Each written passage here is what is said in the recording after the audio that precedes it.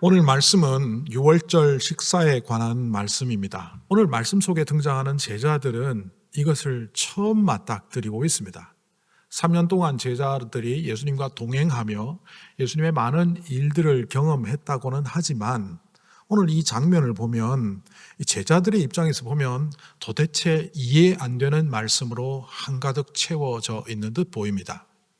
그러니까 오늘 말씀을 성찬식을 이해하고 있는 우리의 입장이나 혹은 이 최후의 만찬을 통해서 그 의미를 전달하시고 하는 주님의 입장이 아니라 제자들의 입장에서 먼저 살펴보려고 합니다. 이 제자들의 입장에서 이 식탁에 나눈 이야기나 예수님께서 보여주는 행동들은 의문투성이입니다. 도대체 무슨 말인지 못 알아들을 것 같습니다. 내가 고난을 당하기 전에 너희와 함께 이 유월절 음식을 먹기를 참으로 간절히 바랐다. 이 말씀을 듣는 순간 제자들은 또 고난 이야기네. 저 고난은 뭐야?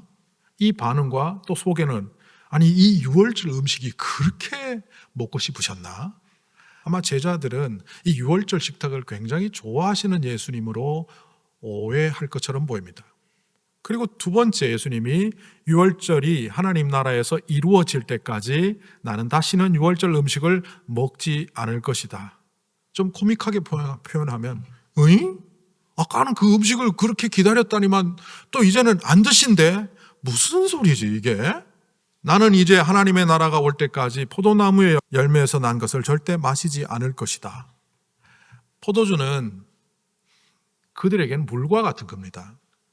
물이 귀했고 물의 수질이 좋지 않은 그들에게 마치 독일 사람들이 맥주를 물처럼 마시듯이 이 포도주는 말 그대로 술이 아니라 음료입니다. 그런데 그것을 마시지 않겠다는 그 얘기를 들을 때 제자들은 왜? 왜 안 먹는데? 이것은 너희를 위하여 주는 내 몸이다. 또 저러시네. 이 산은 너희를 위하여 흘리는 내 피로 세우는 새 언약이다. 네네 알겠습니다. 네네네. 고난의 예고를 3번이나 말씀하시면서 이 비슷한 말씀을 하셨기 때문에 제자들은 그 말씀을 이해하든 이해하지 못하든 그것과 상관없이 이런 반응을 했을 것이라고 보입니다. 반응을 하지 않습니다. 자기들이 잘 못 알아듣고 의문투성이의 말씀으로 한가득 채워졌는데도 불구하고 반응하지 않다가 맨 끝에 나를 넘겨줄 자가 이 식탁에 나와 함께 있다는 그 말씀에는 반응을 합니다. 다른 복음서에 보면 예수님 제가 그 배신자입니까? 주님 제가 배신자입니까? 서로 물었던 것으로 보입니다. 이 질문과 혹은 반응하는 모습을 보면 이들 속에 뭔가 다른 것이 자리 잡고 있다는 것을 알 수 있습니다. 제가 방금 시츄에이션을 상상을 동원해서 했지만 이것이 단순한 상상력이 아님을 24절에서 보여주고 있습니다. 예수님이 그렇게 엄중하고도 무게감 있고 특별한 말씀을 하셨음에도 불구하고 그들이 배신자가 누구지? 수군수군 되다가 곧이어 화제가 바뀝니다. 대화의 주제는 24절에 나온 것처럼 큰 자 논쟁입니다. 예수님을 따라다녔던 제자들은 수많은 이적과 기사를 체험합니다. 병자를 고치시는 것은 물론이요 죽은 자도 살리실 뿐만 아니라 심지어는 기적적인 자리, 오병이어의 자리도 마련하셨습니다. 게다가 풍랑을 잔잔케 한다든지 물리를 걸으시는 자연을 극복하는 그의 모습은 로마 군대도 헤롯의 군대도 물리치고 예루살렘에서 곧 큰일을 일으키고 왕국을 건설할 거라고 그들은 믿고 있었습니다. 이런 토대 안에서 그들은 예루살렘으로 내려오는 길 가운데서도 오늘 유월절 식탁 이후에도 그들은 논쟁을 하였습니다. 예수님이 왕권을 잡으면 그 예수님 곁에서 순서를 매겨서 자리를 차지하게 될 텐데 누가 더 높은 자리에 앉을 것인가? 서로 자기를 드러내며 내가 말이야, 나는 말이야 이러고 있다는 바로 그 모습이 큰 자 논쟁입니다. 이 식탁은 예수님의 입장에서 보면 죽음의 식탁입니다. 최후의 만찬이라는 제목에 걸맞게 이것은 예수님에게 있어서는 최후의 식탁입니다. 그런데 자신의 생각에 사로잡혀 있던 제자들은 예수님을 이해하지 못했습니다. 아마 이때 누군가 찾아가서 당신은 예수님을 아십니까? 만약 기자가 인터뷰하듯이 했으면 제가 잘 알죠. 예수님이 나사렛에서 자라신 분인데 그분이 베들레헴에서 태어나셨고 그분이 많은 사람들에게 하나님 나라를 선포했고 많은 병자들을 고치시는 그 장면의 목격자입니다. 그러니까 제가 예수님을 잘 알죠. 또 우리는 그를 하나님의 아들로 믿고 있습니다. 이 내용만 보면 마치 예수님을 다 알고 있는 듯 보입니다. 이것이 오늘날 우리 그리스도인의 신앙 고백과 거의 흡사합니다. 그런데 그들의 행동을 오늘 이 한 장면에서 분석해 보면 예수님을 모르고 있다, 이렇게밖에 볼 수가 없습니다. 우리는 사람들을 잘 모를 때 자기 이야기를 합니다.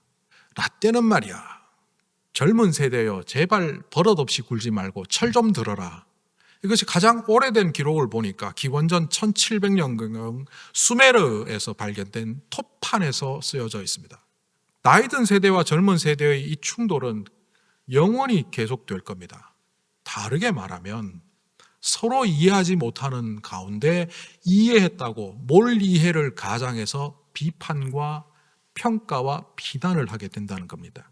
사사기 2장에 보면 새로운 세대의 등장에 대하여 성경은 이렇게 기록합니다. 그 세대 사람들, 여호수아 세대를 말합니다. 출애굽하여서 가나안 땅을 정복하고 그 정복하는 30년의 시간을 보내고 이제 완전히 정착한 이후 그들은 다 나이 들어서 세상을 떠나게 됩니다. 여호수아와 여호수아 세대가 모두 죽어 조상들에게로 돌아갔다. 그들이 죽은 뒤에 새로운 세대가 일어났는데 그들은 주님을 알지 못하고 주님께서 이스라엘을 돌보신 일도 알지 못하였다. 어떤 분이 이 말씀을 읽고 이 젊은 세대, 새로운 세대가 회개해야 된다고 막 집중 포화를 터뜨리는 설교를 하는 장면을 제가 본 적이 있습니다. 한국에 나가서 친구 목사를 만났는데 요즘 젊은 목사들 영 쓸데가 없다고 막 말하는 걸 들었습니다. 뭐 왜 그러는데 물어봤더니만 목회 현장에서 자기가 조금 힘들면 교회가 어떻든지 간에 사표 내고 내일부터 출근 안 한다는 거예요. 심지어는 사역을 시작하기도 전에 전화해서 월급 얼마 줍니까? 물어보기도 하고, 먹고 살기 힘들면 목사를 떠나서 다른 직장을 하고 아예 목회 현장과는 구별된 다른 직업을 갖고 살아가더라. 저는 이런 장면을 미국에서 많이 봤기 때문에 그래서 어떤데, 그 젊은 세대들이 회개하지 않으면 우리나라 기독교는 무너져, 그러면서 저와 말하는 중에 사사기 2장에 나오는 그 새로운 세대가 바로 오늘날 이 젊은 세대가 아닌가라는 말을 하길래 제가 이렇게 말했습니다. 새로운 세대가 왜 등장했지?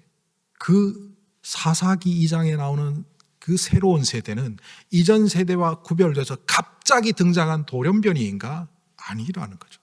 여호수아서를 비롯하여 사사기까지 보면 가나안 정복을 할 때 하나님의 말씀을 위배하고 사소한 것을 지키지 않고 자기의 잘못된 것을 고치지 않고 끊임없이 남 탓하며 살아가는 그 어른 세대의 모습이 나옵니다. 다르게 말하면 하나님의 백성으로의 모습을 서서히 상실해가면서 가나안 땅에 정착하며 가나안화되는 모습들을 여호수아서에서 볼 수 있습니다. 부모 세대가 가나안화 되어가면서 세속화되어 가면서 오늘 식으로 보면 세상의 가치를 다 받아들이고 교회만 다니고 있는데 그 자녀 세대들이 교회를 나오겠습니까?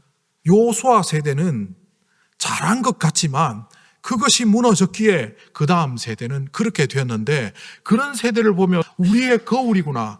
부모가 회개했더라면 그 세대는 멸망의 세대가 아니라 회개의 세대가 될 수 있었을 텐데 왜 저 사람은 저럴까? 왜 젊은 세대는 저럴까? 그게 다르게 말하면 왜 나는 저 세대를 이해하지 못하고 있을까? 왜 저 사람을 나는 모르고 있을까입니다.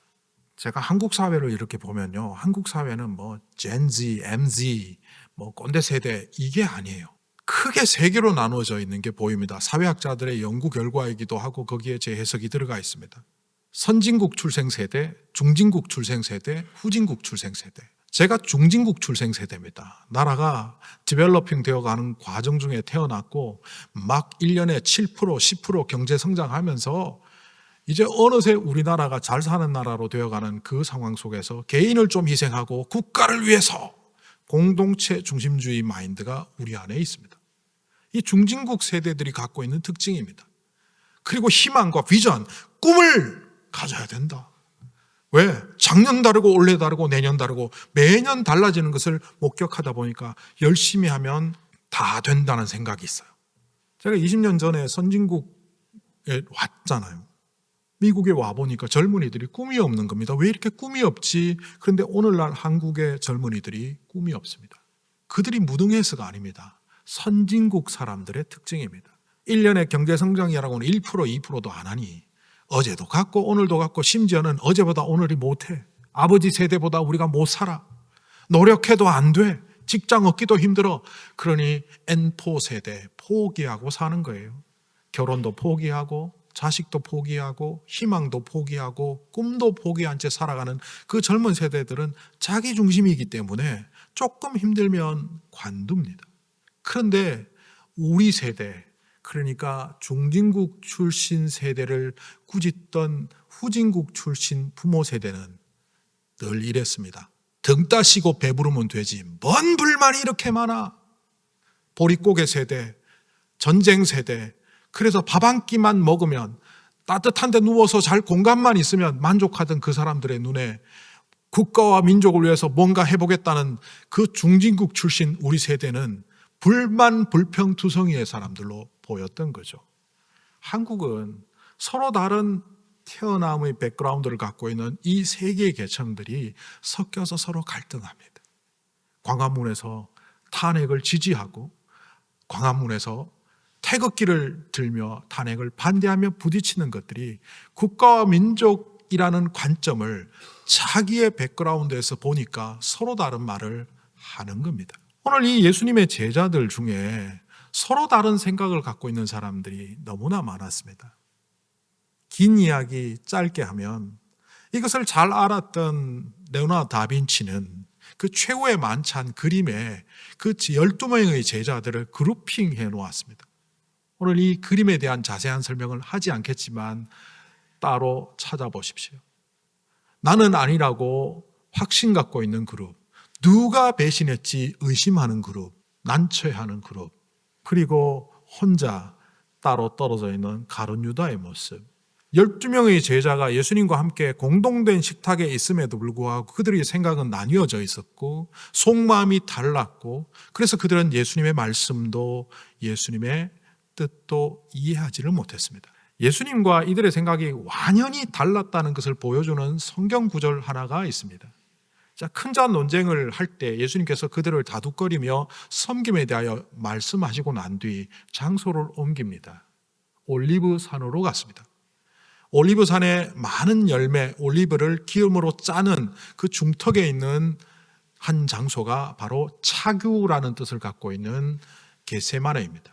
그 겟세마네에 가서 기도하시고 그리고 결국은 잡히셔서 십자가의 고난으로 가는 바로 그 마지막 여정에 있는데 그 올리브 산으로 가던 그 길에 제자들은 이렇게 행동합니다.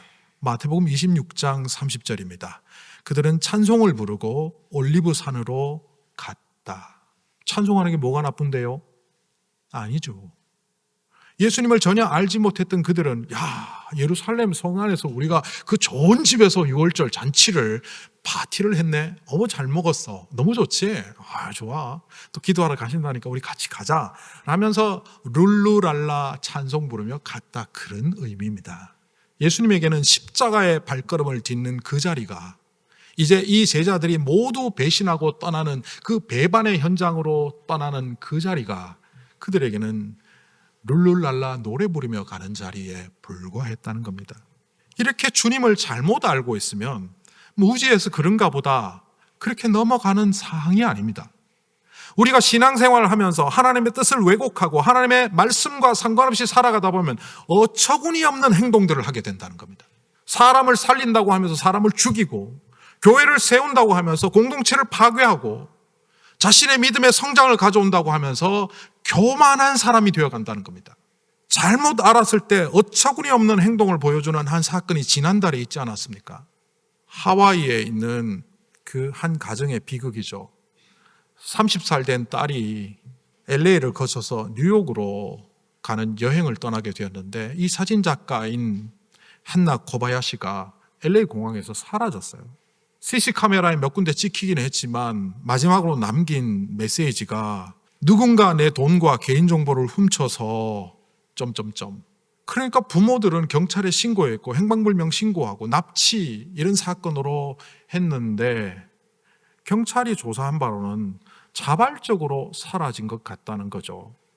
LA 공항을 나갈 때도 누구와 함께 한 게 아니라 혼자 갔고 심지어 멕시코 국경을 빠져나갈 때도 혼자 나간 것으로 CC 카메라에 찍힌 것을 볼 때 납치가 아니라 자발적 실종자다라고 했는데 경찰의 비협조적 태도, 그 아버지는 그렇게 보았던 거죠. 사람들을 동원해서 데몬스트레이션을 했음에도 불구하고 반응하지 않는 경찰과 또 시간이 흘러가며 근 한 달 가까이 흘러가는 그 시간 속에서 이 아버지는 11월 24일 날 LA 공항 근처에서 자결을 했습니다. 그리고 12월 2일 이 딸은 돌아왔습니다. 그냥 어디 납치됐다 돌아온 게 아니라 가족과 연결을 끊고 사회와 연결을 끊고 싶어하는 그 욕구 때문에 좀 떨어져서 지내고 싶어서 간 것으로 보인다는 그런 경찰 조사가 나왔습니다. 오판을 하면 이런 결과가 나옵니다. 그 아빠가 조금만 기다렸더라면, 경찰의 말을 믿었더라면 11월 24일에서 12월 2일 8일 이후에 일어난 일을 알지 못했던 그 아버지는 비극의 현장의 주인공이 되었습니다. 오늘 말씀을 주님의 입장에서 한번 볼까요? 내가 고난을 당하기 전에 너희와 함께 이 유월절 음식을 먹기를 참으로 간절히 바랐다. 이 말씀은 내가 십자가에 달리기 전에 너희에게 꼭 해줄 말이 있다. 유월절이 하나님 나라에서 이루어질 때까지 다시는 유월절 음식을 먹지 않을 것이다. 유월절 어린 양은 그 짐승으로서의 어린 양이 아니라 내가 유월절 어린 양이다. 유월절 어린 양이 죽고 그것을 통하여 생명의 문이 열리고 그 복음을 받아들인 자와 함께 어린 양이 이 땅에 임재하시는 그날이 올 때까지 주님의 나라를 사모하는 그 마음을 전달하시는 겁니다. 하나님 나라가 올 때까지 포도나무의 열매로 마시지 않겠다. 이것은 너희를 위하는 내 몸이다. 내 피로 세운 새 언약이다. 바로 이것은 제자들이 이 땅에 교회를 세워가야 되는 그리스도의 보혈의 공로를 가르쳐 주시기 위함입니다. 그리고 이 식탁에 나를 팔 자가 있다라는 것은 그 배신자가 회개하기를 요청하시는 주님의 따뜻한 마음입니다. 우리가 누군지, 어떻게 살아야 하는지, 무엇을 바라보아야 되는지도 모른 채 자신만을 바라보고 자신의 이야기를 하고 살아가는 것이 현대인의 모습이라면 바로 이런 모습을 향하여 주님께서는 충심과 진심으로 내가 너희를 위하여 죽는 어린 양이다라고 말씀하시는 겁니다. 이미 큰 자 논쟁을 통해서 우리가 짐작 가능하듯이 그들 사이에 공동체 의식은 깨어져 있습니다. 예수님이 떠나면 이것은 유명무실한 제자 그룹이 된다는 것을 주님은 아셨습니다. 그들이 뿔뿔이 흩어졌던 것처럼 말입니다.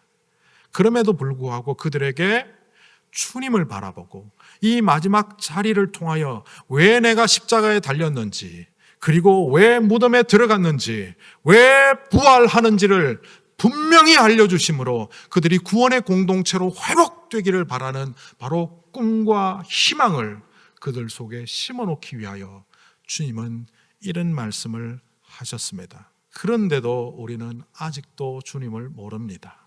주님을 3년 동안 따라다니고 주님의 말씀과 그 기적을 목격하면 우리는 믿는 줄 알지만 오늘 제자들의 모습을 통해서 알 수 있듯이 그들은 주님을 참으로 믿는 자들, 주님을 아는 자들이 아니었습니다. 히브리어에 야다라는 동사가 있습니다. 알다라는 뜻으로 사용되지만 이게 발음을 조금 달리하면 야으다 하면 예배하다라는 뜻도 됩니다. 그런데 이 야다라는 동사를 남녀 사이에 쓰면 안 됩니다. 아담이 하와를 알았다. 이 알았다는 뜻은 단순히 알다가 아니라 그 여인과 같이 잤고, 다르게 말하면 그 여인을 속속들이 알고 있다. 알다는 발전하면 이해하다요. 알고 이해했더니 그를 사랑하게 되었다라는 겁니다. 함부로 안다고 말하지 마십시오. 우리 주로 부부 사이에 혹은 친구들 사이에 안다라는 표현을 그 사람과 나와의 사이를 단절하는 용어로 쓰지 않습니까? 듣기 싫은 말을 누가 계속할 때 나 다 알아. 그만해도 돼. 다 알아. 그만해. 말하지 마. 이런 뜻 아닙니까? 친구가 뭔가 말하면 나도 알아. 야, 너 이제 알았냐? 그 정도 수준이어서 이 안다라는 표현을 통하여 오히려 나를 드러내고 차단하며 다른 사람을 무시하고 관계를 끊는 말로 사용하는 반면, 성경에서 말하는 알다는 진심으로 그와 함께하고 그를 사랑하고 그를 바라보겠다는 뜻으로 야다. 그래서 주님을 바라보았더니 주님을 예배하는 자가 된다. 이렇게 볼 수 있는 말입니다. 욥기 7장에 보면 이런 말이 나옵니다. 사람이 무엇이길래 주께서 그를 크게 만드사 그에게 마음을 두십니까? 욥이 고난 가운데 하나님께 기도하는 장면입니다. 이 장면은 마치 시편 8장 4절에 나오는 사람이 무엇이기에 주께서 그를 생각하시며 인자가 무엇이기에 주께서 그를 돌보십니까? 라는 말과 거의 흡사하게 표현되어 있습니다. 그런데 정반대 뜻입니다. 시편에서 나오는 사람이 무엇이간데 주께서 우리를 생각하시며 인자가 무엇이길래 주님께서 우리를 돌보십니까? 이 말은 주님을 아는 것이 아니라 내가 나를 알아보니 도저히 사랑할 수 없는 자, 죽어 마땅한 자인데 어찌 하나님께서 이런 나를 버리지 않고 사랑하십니까? 결국 주님도 알고 나도 아는 사람이 말하는 찬양과 고백이라면 욥기 7장은 그 뒤에를 읽어보면 이렇게 나옵니다. 사람이 뭐라고 이렇게 대단히 여깁니까? 어찌하여 사람에게 마음을 두십니까? 어찌하여 순간순간 시험하십니까? 나를 좀 내버려 두실 수 없습니까? 주님께서 무슨 해라도 입으십니까? 내가 잘못하면? 어찌하여 나를 주님의 관역으로 삼으십니까? 어찌하여 나를 주님의 짐으로 여기십니까? 내버려 두십시오.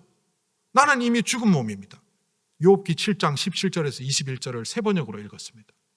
욥은 하나님을 몰랐습니다. 하나님과 믿는 자로 나름대로 의로운 사람이라고 평가받았기 때문에 자기는 하나님을 잘 믿는다고 생각했습니다. 자녀들이 생명을 잃고 몸에 피부병이 발하고 재산을 잃어버리고 아내도 자신을 모욕하고 친구들도 자기를 비난하는 자리에 딱 서고 보니 하나님한테 원망밖에 나오지 않는 겁니다. 이러려고 나 믿게 했습니까? 내가 그리스도인이고 하나님을 믿는 백성인데 요 모양 요 꼴로 살게 하려고 교회 다니게 했습니까? 하나님 나 사랑한다면서요. 왜 이러십니까? 바로 그런 태도를 욥이 보인 겁니다. 그때 욥을 비난하는 친구들을 향하여 하나님은 그를 비난하지 못하게 합니다. 네가 죄가 많아서 이런 결과가 나왔다라고 친구들은 계속 조언을 하는데 하나님은 욥을 비난하지 않고 그 친구들을 비난합니다. 아픔에 동참하지 않고 고통당하는 친구를 오히려 정죄하는 너희들이 잘못되었다라고 말합니다. 그리고 자연 만물을 보여주시며 하나님이 누구신지 가르쳐 줍니다. 그 하나님을 알았던 알게 된 욥이 이렇게 말합니다. 내가 귀로만 듣다가 이제 눈으로 봅니다. 이 표현의 의미는 이런 겁니다. 내가 내 사고의 틀에 갇혀서 내가 판단하고 내가 이성적으로 내 감성적으로 접근했던 그 하나님이 진짜인 줄 알았는데 그거는 나의 카테고리에 가둬놓은 가짜 하나님이요, 세상 만물의 주인 되셔서 나를 통치하시고 어떤 때는 이해되지 않는 역사의 현장에 고통당하게 하시기도 하지만 결국은 그 모든 것을 합력하여 선을 이루시는 당신, 당신만을 믿으며 당신만을 받아들입니다. 이런 뜻입니다. 유월절 어린 양으로 서시는 주님께서 양 잡아서 양고기 먹으면서 빵 먹으면서 희낙락하는 그 제자들, 그리고는 서로 잘났다고 자기를 드러내는 그 제자들 앞에, 알아듣지도 못하는 그들 앞에 왜 이런 말씀을 하셨을까? 나태주 시인의 풀꽃이라는 시가 있습니다. 어떤 광고에 이 시가 떠서 카피라이터 치고는 굉장히 좋다라고 찾아보았더니만 나태주 시인의 풀꽃이라는 시였습니다. 자세히 보아야 예쁘다. 오래 보아야 사랑스럽다. 너도 그렇다.